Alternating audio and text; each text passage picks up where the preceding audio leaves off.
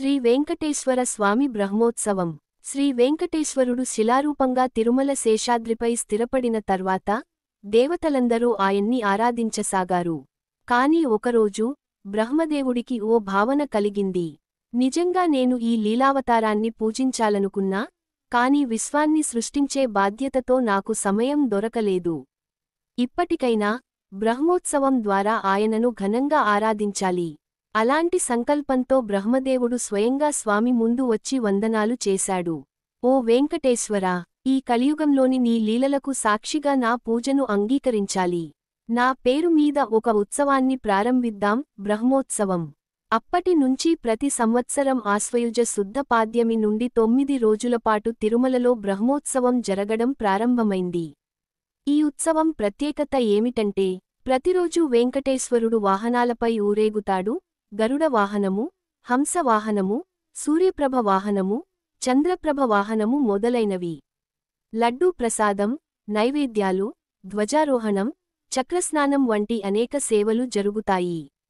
లక్షలాది భక్తులు ఈ ఉత్సవాన్ని చూడటానికి తిరుమలకి తరలివస్తారు. ఇది కేవలం ఆధ్యాత్మికమే కాదు, భక్తులు స్వామిని చూడగలిగే అద్వితీయ అవకాశం కూడా. బ్రహ్మదేవుడే ప్రారంభించిన ఈ బ్రహ్మోత్సవం ఈరోజు కూడా అంతే భక్తిశ్రద్ధలతో కొనసాగుతోంది. శ్రీ వెంకటేశ్వర స్వామి సుప్రభాతం నుంచి ఏకాంత సేవ వరకు తిరుమలలో రోజు మొత్తం శ్రీ వెంకటేశ్వర స్వామికి సేవలు ఒక రాజానికి ఎక్కువగా, అద్భుతమైన భక్తిశ్రద్ధలతో నిర్వహించబడతాయి. ప్రతి సేవ ఓ పరమపవిత్రమైన ఆచారంగా మారింది. ఒక రోజున నారద మహర్షి తిరుమల ప్రాంగణానికి వచ్చి ఇలా అడిగాడు: ఓ స్వామీ, నీవు శిలారూపంలో ఉన్నావు, మరి నీకు సేవలు ఎలా జరుగుతున్నాయి? అందుకు స్వామి చిరునవ్వుతో ఇలా సమాధానం ఇచ్చాడు: నారదా, నేను శిలారూపంలో ఉన్నా, నా శ్వాస ప్రతి శబ్దంలో ఉంది. నా కోసం సేవ చేసే ఒక్క భక్తుడికి కూడా నేనెప్పుడూ కనిపించని విధంగా కనిపిస్తానని తెలుసుకో. అప్పటినుంచి స్వామికి నిర్వహించబడే నిత్య సేవలు ఇలా జరిగేవి. 1. సుప్రభాత సేవ. ఉదయం తెల్లవారుజాము 3 గంటల సమయంలో స్వామిని మెలకువ చేయడం. వేదమంత్రాలతో, శ్లోకాలతో భక్తులు స్వామికి సుప్రభాతం అను గీతాన్ని పాడతారు. ఇదే గొప్ప ఉదయం ప్రారంభం. 2. తోమాల సేవ. పుష్పాలతో అలంకరణ. వెంకటేశ్వరుని శిలావిగ్రహాన్ని వాసన తీయని, శుభ్రమైన పూలతో అలంకరిస్తారు. దేవతలు కూడా ఈ సేవ చూడటానికి వస్తారని భక్తుల నమ్మకం. 3. అర్చన, సహస్రనామార్చన. వేదమంత్రాలతో స్వామికి పూజలు, నామావళులతో అర్చన నిర్వహించబడుతుంది. 4. కళ్యాణోత్సవం. పద్మావతి, వెంకటేశ్వరుల కళ్యాణం ప్రతిరోజూ. వివాహోత్సవాన్ని రోజూ జరిపే అవకాశం భక్తులకు ఉంటుంది. 5. ఊంజల్ సేవ. స్వామిని ఊయలలో ఊయలాడిస్తూ పాటలతో సేవించడం. 6. దోలోత్సవం, వసంతోత్సవం. ఋతుపవనాల మార్పుల ప్రకారం స్వామికి చల్లదనంగా చేసే ప్రత్యేక పూజలు. 7. ఏకాంత సేవ. ఇది అత్యంత రహస్యమైన, శ్రద్ధతో జరిగే సేవ. అంతిమంగా రాత్రివేళ స్వామికి తలుపులు మూసి, ఒంటరిగా శ్రీవారికి సేవ చేయబడుతుంది. ఈ సేవలన్నింటికి వెనుక ఉన్నతమైన ఆధ్యాత్మికత ఉంది. ఇవి కేవలం పద్ధతులు మాత్రమే కాదు, ప్రతి ఒక్కటి స్వామితో ఆత్మను అనుసంధానం చేసే అవకాశాలు. శ్రీ వెంకటేశ్వర స్వామి లడ్డూ ప్రసాదం చరిత్ర. తిరుమల నైవేద్య మహిమ. ఒకప్పుడు నారద మహర్షి తిరుమలను సందర్శించగా, ఆయన మనస్సులో ఓ సందేహం కలిగింది. ఇన్ని వేల మంది భక్తులు రావడం, స్వామికి కానుకలు సమర్పించడం, అన్నీ చక్కగా జరిగిపోతున్నాయి. కాని నైవేద్యంగా ఒకే ఒక ప్రసాదం, లడ్డూ ఎందుకు ఇలా ప్రసిద్ధి చెందింది? అప్పుడు బ్రహ్మదేవుడు ప్రత్యక్షమై ఇలా చెప్పారు: నారదా, ఇది కేవలం లడ్డూ కాదు, భక్తి, శ్రద్ధ, పవిత్రత కలయిక. ఒకసారి కలియుగ ఆరంభంలో భక్తుల ఆకలిని తీర్చేందుకు స్వామి స్వయంగా అన్నప్రసాదాన్ని ఆశీర్వదించాడు. అంతటి గొప్ప నైవేద్యం భక్తులందరికీ అందుబాటులో ఉండాలంటే ఒక ప్రసాదాన్ని శుద్ధతతో తయారుచేసి, దాన్నే స్వామికి నైవేద్యంగా అర్పించాలన్న సంకల్పం కలిగింది. అప్పుడే శ్రీ వరాహస్వామి సమ్మతితో నైవేద్య రహస్యం ఏర్పడింది. తిరుమల ఆలయంలో తయారయ్యే ఈ లడ్డూలకు ప్రత్యేకత. కేవలం స్వామికి నైవేద్యంగా అర్పించిన వాటికే శ్రీవారి ప్రసాదం అనే గౌరవం. దీనికి గంధపు వాసన, నెయ్యి రుచి, బొమ్మరిల్లు లాంటి తీయదనం ఉండేలా తయారవుతుంది. ప్రతి ఒక్క గింజ కూడా చేతితో కాదు, ధర్మపద్ధతిలో మాత్రమే తాకుతుంది. ఈ లడ్డూ తయారుచేసే స్థలం పోటు మఠం అన్నప్రసాద భవనం. ఈ ప్రసాదం గణపతికి నైవేద్యంగా కూడా సమర్పిస్తారు. ఇది ఆయా తులసి దళంతో కలిపి పవిత్రతను చాటుతుంది. భక్తులు తిరుమలకు వచ్చి స్వామిని దర్శించకపోయినా లడ్డూ ప్రసాదాన్ని తీసుకెళ్లకమానరు. ఎందుకంటే అది స్వామి అనుగ్రహానికి నిదర్శనం. ఇది కేవలం తిండి కాదు, నైవేద్య పరంగా భక్తుల అంకితభావాన్ని సూచించే పవిత్ర ప్రసాదం. శ్రీ వెంకటేశ్వర స్వామి తిరుమల ఆలయ రహస్యాలు, శిలల వెనుకున్న శక్తులు. తిరుమల ఆలయం అనేది కేవలం భక్తుల ప్రార్థనల స్థలమే కాదు, అది అనేక దేవతా శక్తుల తపస్సుతో ఆవిర్భవించిన పవిత్ర క్షేత్రం. ఒకసారి నారద మహర్షి తిరుమల ఆలయాన్ని దర్శించేందుకు వచ్చారు. స్వామివారి శ్రీవిగ్రహాన్ని దర్శించి ఆశ్చర్యపోయారు. ఆయన అడిగారు, ఓ వెంకటేశ్వరా, నీ విగ్రహం ఎప్పటికీ నెమ్మదిగా వేడిగా ఉన్నట్లే ఉంటుంది. గండపత్రాల వాసన ఎప్పటికీ నిలిచి ఉంటుంది. దీని వెనక రహస్యం ఏమిటి? అందుకు స్వామి చిరునవ్వుతో ఇలా చెప్పారు. 1. శ్రీవారి తలపై ఉన్న నామం ఒక బ్రహ్మశిల. ఆ శిలలో శక్తి ఉండి, ఆలయపు ప్రాంగణాన్ని ఎప్పటికీ శుభ్రంగా, పవిత్రంగా ఉంచుతుంది. దాన్ని భక్తులు తాకరాదు, అర్చకులు మాత్రమే పూజించే అధికారం కలిగి ఉంటారు. 2. స్వామివారి వెనకాల ఒక రహస్య ద్వారం ఉంది, పుట్ట. ఆ ద్వారం లోపల ఒక చిన్న రంధ్రం ఉంటుంది. ఆ రంధ్రం నుండి అనుకోకుండా గాలి రావడాన్ని అర్చకులు శ్వాసతో కూడిన రంధ్రం అని పిలుస్తారు. నమ్మకం ప్రకారం స్వామివారి శ్వాస అక్కడ నుంచి వెలువడుతుందని భావిస్తారు. 3. స్వామివారి ఛాతీలో ఉన్న లక్ష్మీదేవి స్వయంభువుగా వెలసినదే. ఆ అమ్మవారు విగ్రహంలో ప్రతిష్ఠించబడలేదు, స్వయంగా స్వామి ఛాతీలోనే దర్శనమిచ్చారు. 4. స్వామివారి శ్రీవిగ్రహానికి నిత్యంగా తడి ఉండటం ఎవరికీ అర్థం కాదు. అర్చకులు ఎప్పుడూ ఆ విగ్రహాన్ని తుడిచినప్పటికీ మళ్లీ మళ్లీ తడి వస్తూ ఉంటుంది. ఇది దైవిక శక్తి అని భావిస్తారు. 5. ఆలయ గోపురం మీద వెంకటేశ్వరుడి కోడి ఉంది, అది భగవంతుని కాపలాదారు. అది రాత్రిపూట గాలిలో కొట్లాడే శబ్దాలను ఆపుతుంది. భక్తుల నిద్రకు, భద్రతకు దివ్య చిహ్నంగా ఉంటుంది. ఈ రహస్యాలు ఎందుకు ఉన్నాయని నారదుడు అడిగినప్పుడు స్వామి మృదువుగా నవ్వి ఇలా చెప్పారు. నారదా, భక్తుల విశ్వాసమే నా శక్తి. నా ఆలయం భౌతికంగా కాక ఆధ్యాత్మికంగా నిర్మించబడింది. దీనిలో ఉన్న రహస్యాలన్నీ ఆ భక్తుల శ్రద్ధకు గుర్తులే. శ్రీ వెంకటేశ్వర స్వామి తిరుపతి అర్చకుల వంశం, వారికి ఎందుకు ఆ హక్కులు? ఒకసారి నారద మహర్షి తిరుమల క్షేత్రానికి వచ్చి అర్చకుల సేవను గమనిస్తూ ఇలా ప్రశ్నించాడు. ఓ వెంకటేశ్వరా, నీవు లక్షలాది భక్తులకు స్వామివి. కాని నీవు పూజను స్వీకరించేది ఒకే ఒక్క కుటుంబం నుండి ఎందుకు? అప్పుడు స్వామి ఇలా వివరించారు. 1. విశ్వక్సేన వంశీయులు, పవిత్ర ఆర్యవైశ్యులు. అర్చకులు తిరుమల యోగి వంశీయులు అని పిలవబడతారు. వీరు శ్రీ విష్ణువుని సేవ కోసం ప్రత్యేకంగా శాపింపబడి భూమిపై పుట్టిన పవిత్ర పూజారులు. ఈ వంశానికి చెందిన మొదటి అర్చకుడు శ్రీవారి భక్తుడైన వాకులమాత ఆశీస్సుతో వచ్చాడు. 2. శ్రీ వెంకటేశ్వరుడి అంగీకారం. వెంకటేశ్వరుడు శిలారూపంలో ప్రతిష్ఠించబడ్డాక నిత్య పూజలు జరిపేందుకు ఒక శుద్ధమైన వంశాన్ని కోరాడు. అప్పుడు బ్రహ్మదేవుడు, విష్ణుమూర్తి ఇద్దరూ కలిసి తెనుగాటి బిల్వకోట వంశ పూజారులను నియమించారు. ఇదే ఈ రోజు కూడా కొనసాగుతున్న తిరుపతి మిరాసిదారు అర్చక వంశం. 3. వారికే ప్రత్యేక హక్కులు ఎందుకు? వీరే స్వామివారి నిత్య సేవలు చేస్తారు. శాస్త్రోక్తంగా ప్రతి వేద విధానాన్ని అతి నియమంతో నిర్వహిస్తారు.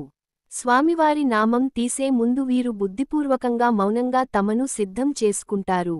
4. అర్చకులు ఎలా తయారవుతారు? వారికి చిన్ననాటి నుంచే వేదపాఠాలు బోధించబడతాయి. 10 సంవత్సరాలు వేదాభ్యాసం తర్వాతే ఆలయంలోకి అడుగు పెట్టే అవకాశం. ప్రతి అర్చకుడు పూజకు ముందు ఉపవాసంతో, పవిత్ర మంత్రాలతో శుద్ధి చేసుకుంటాడు. నారదుడు వినగానే తలవంచి నమస్కరించాడు. ఓ వెంకటేశ్వరా, నీ సేవకులు కూడా నీవు లాంటివారు. వారితో నీ పూజ జరిగితేనే అది సంపూర్ణమవుతుంది. శ్రీ వెంకటేశ్వర స్వామి తిరుమల మొక్కులు, తలనీలాలు ఎందుకు సమర్పిస్తారు? ఒక రోజు ఓ చిన్న పేద మహిళ చిన్న కడుపుబ్బిన బిడ్డను తీసుకుని తిరుమలకు వచ్చింది. ఆమెకు దానం చేయటానికి ఏదీ లేదు. కాని ఆమె మనసు భక్తితో నిండినది. అర్చకులు అడిగారు, తల్లీ, నీవు ఏవీ స్వామికి సమర్పించలేదు కదా? ఆమె నవ్వి తలచూపిస్తూ చెప్పింది, నా శరీరంలో స్వామికి ఇవ్వగలిగినది ఒక్కటే, నా జుట్టు.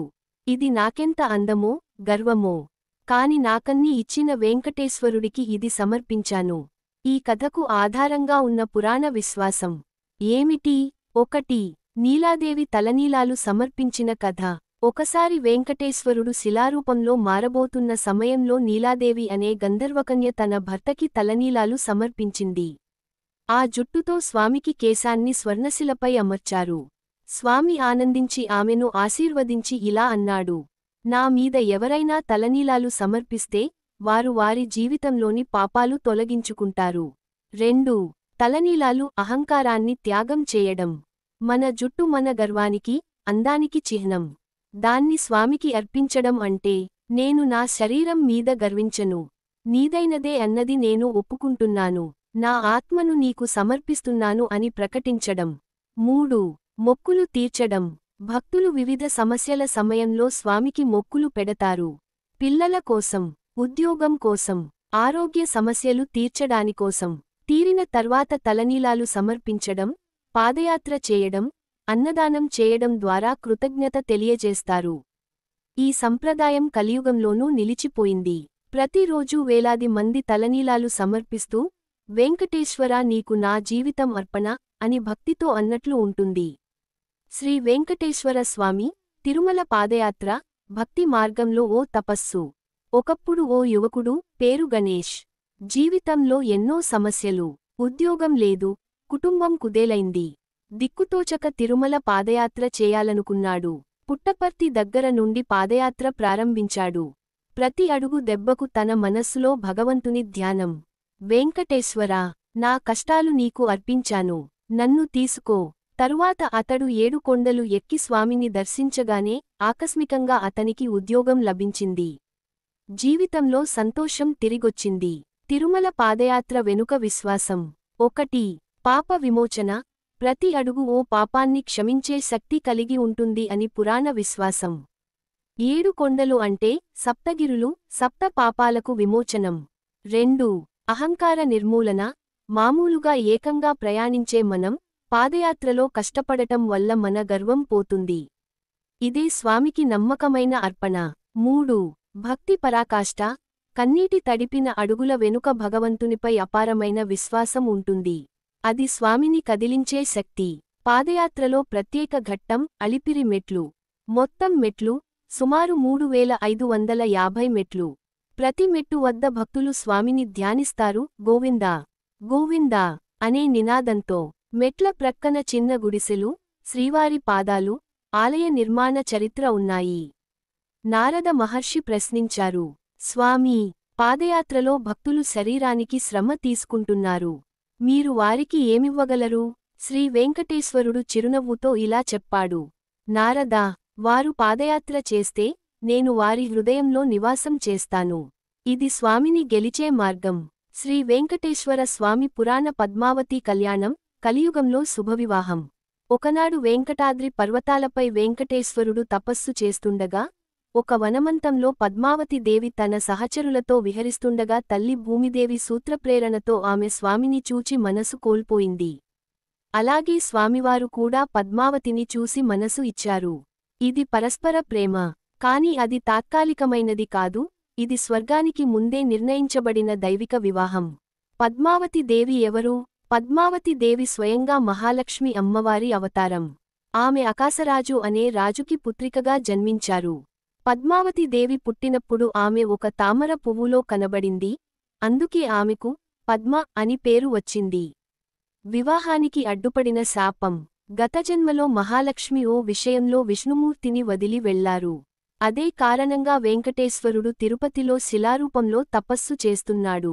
పద్మావతిగా తిరిగి పుట్టి ఆమెతో మళ్లీ కలవాల్సినందునే ఈ కళ్యాణం జరిగింది. కళ్యాణం కోసం పుణ్యకాలం. వెంకటేశ్వరుడు కళ్యాణం జరిపేందుకు బ్రహ్మదేవుడు, శివుడు కూడా విచ్చేశారు.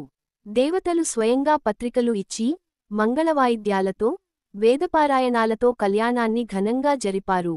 ఈ కళ్యాణానికి దిక్కు దిశ లేని యుగాల నుండి వచ్చిన దేవతలు, ఋషులు మరియు భక్తులు సాక్ష్యం చెప్పారు. పద్మావతి కళ్యాణ మహోత్సవం విశేషం. ఈ దైవిక కళ్యాణం ప్రతి ఏటా తిరుమలలో ఘనంగా జరుపబడుతుంది. శ్రీ వెంకటేశ్వర కళ్యాణోత్సవం. ఈ రోజున భక్తులు తమ వివాహ జీవితం శుభంగా ఉండాలని మొక్కుతారు. కథ చివర్లో స్వామివారి వాక్యాలు. పద్మావతి నా ప్రాణం, ఆమెతో కలియుగంలో నేను భక్తుల కష్టాలను తీర్చేందుకు వీరంగా ఉండతాను. మా కళ్యాణాన్ని స్మరించిన భక్తులు ఎన్నడూ దుఃఖించరు. శ్రీ వెంకటేశ్వర స్వామి శ్రీనివాసుడి కోపం, శివుడి శాంతి బోధ. పద్మావతి దేవితో కళ్యాణం అనంతరం శ్రీనివాసుడు తిరుమల శిఖరాలపై నివాసం ఉండసాగాడు. కాని కాలం మారే కొద్దీ భూమిపై భక్తులు తగ్గిపోవడం, ధర్మం తగ్గిపోవడం ప్రారంభమయింది. ఒక రోజు స్వామివారు అరణ్యంలో తపస్సులో ఉండగా కొంతమంది రాజులు వేట కోసం వచ్చి అహంకారంతో అడవి పశువులను హింసించడం ప్రారంభించారు. ఓ వాడు తెలియకుండానే స్వామివైపు బాణం వదిలాడు. అప్పుడు స్వామివారు కోపంతో విష్ణుమూర్తి రూపంలో వెలుగుతో విరాజిల్లి, ఇవ్వాళ్ భూమిపై ధర్మం తలకిందులైంది, పాపాలు పెరిగిపోయాయి, నేను శాపమిస్తాను అని గర్జించగా అటుగా వచ్చిన కాళహస్తీశ్వరుడు, శివుడు స్వామిని శాంతపరిచాడు. శివుడి ఉపదేశం. శివుడు ఇలా అన్నాడు: వెంకటేశ్వరా, కలియుగంలో నీ కోపం కాదు, నీ క్షమా ధర్మాన్ని నిలబెడుతుంది. నీ భక్తులకు నీ శాంతమే ఆశ్రయం. కోపంగా కాకుండా సానుభూతితో వారి పాపాలను నాశనం చేయాలి. ఈ మాటల ప్రభావంతో స్వామివారు కోపం వదిలి మానవుల పాపాలను భరించేందుకు శిలారూపం ధరించబోతానని ప్రకటించారు. శాపం మారింది ఆశీర్వాదంగా. విష్ణుమూర్తి శిలారూపంలో ఉండగా అనేక దివ్యశక్తులు నీలాదేవి, పద్మావతి, మహాలక్ష్మి స్వామిని సేవించే వ్రతం చేపట్టారు. ఈ కారణంగానే తిరుమల గర్భగుడిలో ఉన్న స్వామి శిలారూపం అయినా సజీవంగా భక్తుల మనోభావాలను గ్రహిస్తాడు. అందుకే మన మొక్కులు నెరవేరుతాయి. శివుని చివరి వాక్యాలు. వెంకటేశ్వరా, నీవు కలియుగంలో భక్తుల దైవం. నీ కోపం కాదు, నీ కరుణే వారికి భద్రత. ప్రతి భక్తుడు నీ పేరు జపిస్తే సరిపోతుంది.